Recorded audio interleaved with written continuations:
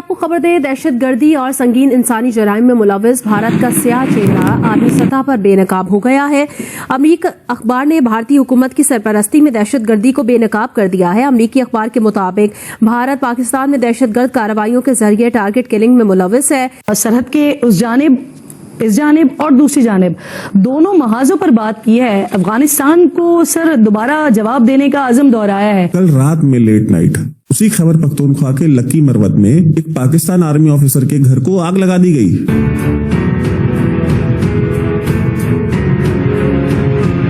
Pakistan has reached out to Tajikistan. واللہ حبیبی یہ تاجکستان کو ریچ آؤٹ کرتی پاکستان۔ بھارتی خفیہ ایجنسی را نے کرائے کے قاتلوں کے ذریعے پاکستان میں متعدد افراد کی ٹارگٹ کلنگ کی۔ اپریل 2024 میں لاہور میں تانبا، جس کا اصل نام عامر سرفراز ہے، اس کو گولیوں کا نشانہ بنایا۔ امریکہ، کینیڈا اور مغربی ممالک میں بھی ماورائے عدالت قتل کیے، جنہیں امریکی اور کینیڈین حکام نے بے نقاب کیا۔ بھارت کی پاکستان کے ساتھ دنیا بھر میں بڑھتی ہوئی خفیہ کارروائیاں، وزیر اعظم نریندر مودی پچھلے تمام حکمرانوں کو پیچھے چھوڑ گئے۔ کسی بھی بھارتی سیاسی رہنما نے اپنے مخالفین کے خلاف اس قدر شدید اقدامات نہیں کیے۔ امریکی اخبار واشنگٹن پوسٹ کے مطابق کینیڈا اور امریکہ میں بھارتی خفیہ ایجنسی را نے سکھ رہنماؤں کو قتل کیا۔ 2014 میں موجودہ بھارتی قومی سلامتی کے مشیر اجی ڈول نے کہا تھا کہ پاکستان پر حملہ کرنا غیر حقیقت پسندانہ ہے، لیکن بھارت کو چاہیے کہ وہ پاکستان کو ان خفیہ ذرائع سے سزا دے جو بھارت کے فوجیوں اور شہریوں پر حملہ کرنے والے عسکریت پسند گروپوں کی حمایت کرتا ہے۔ اجی ڈول نے ایک یونیورسٹی میں خطاب کرتے ہوئے کہا تھا کہ ہم اپنا دفاع اس جگہ جا کر سکتے ہیں جہاں سے حملہ ہو رہا ہے۔ پاکستان کی کمزوریاں بھارت سے کئی گنا زیادہ ہیں۔ ہم لاتے ہیں ٹاک شوز اور ان لمیٹڈ انٹرٹینمنٹ صرف یوٹیوب پر۔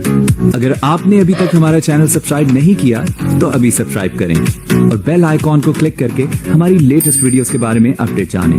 فخر، آپ سب سے پہلے بتائیے گا کیا رائے آپ کی؟ ارینا، اس میں کوئی شک نہیں ہے کہ انڈیا کی طرف سے یہ جو اس طرح کی ٹارگٹ کلنگ پاکستان میں اور 6 لوگوں کو پاکستان کے اندر آ کے اس طرح وہ جو مارنے کے حوالے سے یہ جو واشنگٹن پوسٹ کی رپورٹ ہے، تو یہ ایک بہت بڑا سیکیورٹی فیلئر بھی ہے پاکستان کی اگر اس میں دیکھا جائے۔ لیکن یہ اس طرح کے جو سیکیورٹی فیلئر اگر ہم اس کو دیکھیں تو پھر یہ کینیڈا میں جو انہوں نے وہ ہردیپ سنگھ نجار کی جو قتل کے حوالے سے تھا، جس کے بعد ہم نے دیکھا کہ ریسنٹلی اب اکتوبر میں کینیڈا اور انڈیا کے درمیان یہ جو تنازعہ تھا اتنی شدت اختیار کر گیا کہ دونوں ممالک کو اپنے اپنے جو سفارتی عملہ تھا وہ واپس بلانا پڑا۔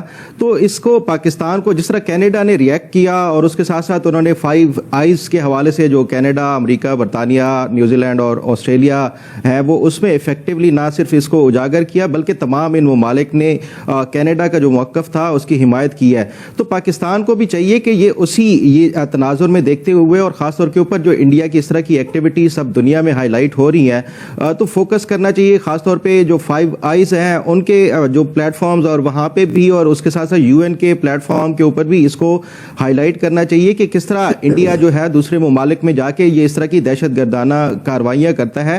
یہ تو ایک بات ہوگی، لیکن ہم اگر دیکھیں کہ کیا پاکستان ماضی میں بھی اس طرح کی جو انڈیا کی ایکٹیویٹیز ہیں اس کو افیکٹولی ہائی لائٹ کیا ہے اس نے یا نہیں کیا، تو اگر میں صرف یہ اس سے بھی کہیں بڑا جو ہے ہمارے پاس کلبھوشن یادو کے حوالے سے جو ایک انسیڈنٹ ہے، پاکستان نے انڈین جو ایجنٹ ہے اس کو پکڑا اور اس نے اعتراف بھی کیا۔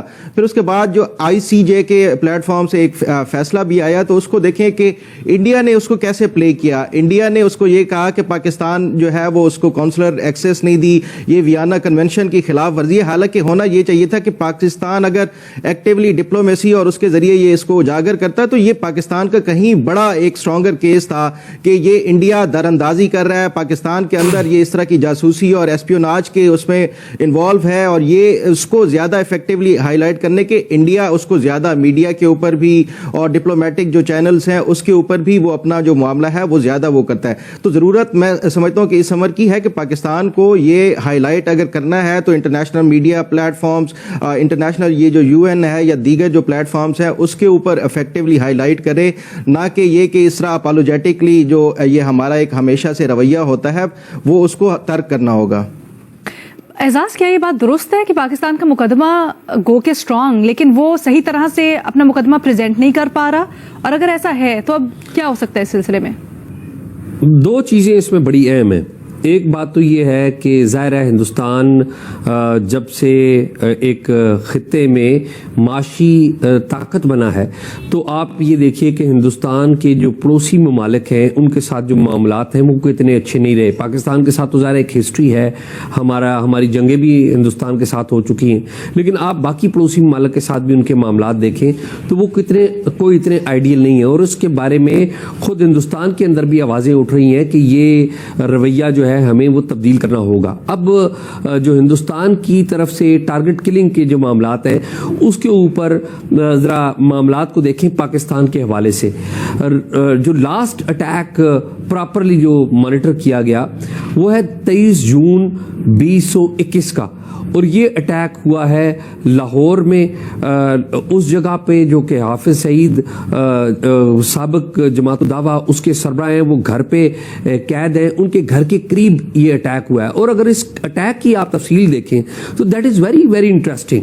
وہ تفصیل یہ ہے کہ ایک پاکستانی ہے وہ UAE میں ایک وائلیشن کرتا ہے, اس کے اوپر سزا اس کو ہوتی ہے اور وہ جیل میں چلا جاتا ہے, اور بھارت کی جو انٹیلیجنس کے لوگ ہیں وہ اسے جیل سے اپنا ساتھی ہمنوا بناتے ہیں, اس کا فائن ادا کرتے ہیں, اسے تیار کرتے ہیں کہ اس نے اٹیک کرنا ہے اور فیسیلیٹیٹ کرنا ہے.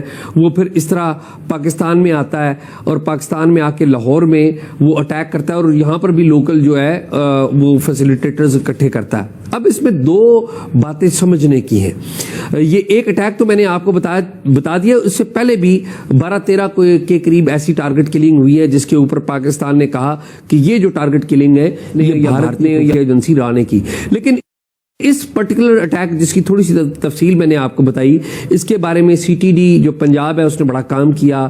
CTD نے اس حوالے سے تفصیلات جو ہیں وہ فیڈرل گورنمنٹ کو دیں, اور ایویڈنس کے ساتھ, ایک تو ہوتا ہے کہ الزام برائے الزام, ایویڈنس کے ساتھ چیزیں آگے کی. لیکن اس میں جو سب سے اہم بات یہ ہے وہ یہ ہے کہ جو لوگ انہوں نے ہائر کیے وہ لوکل تھے پاکستان کے.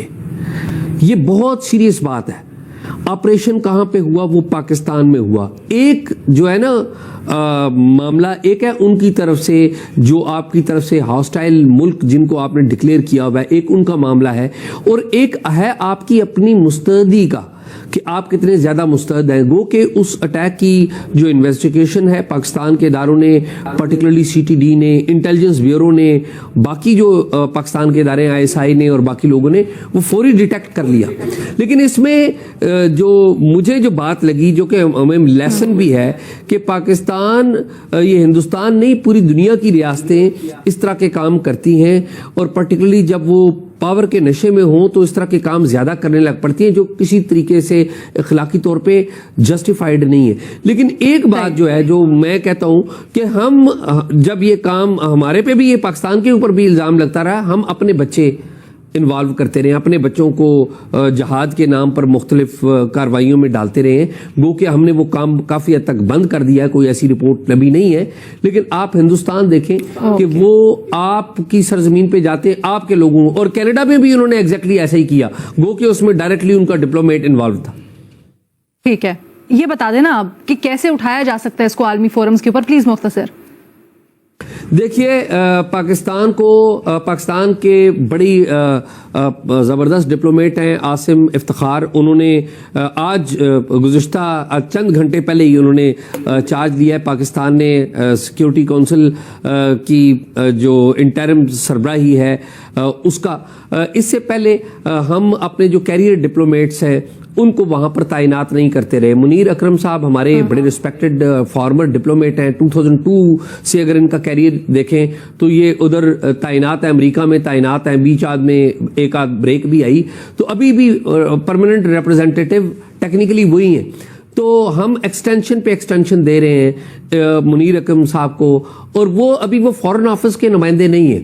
وہ میں کیا کہوں کہ وہ کس کے نمائندے ہیں.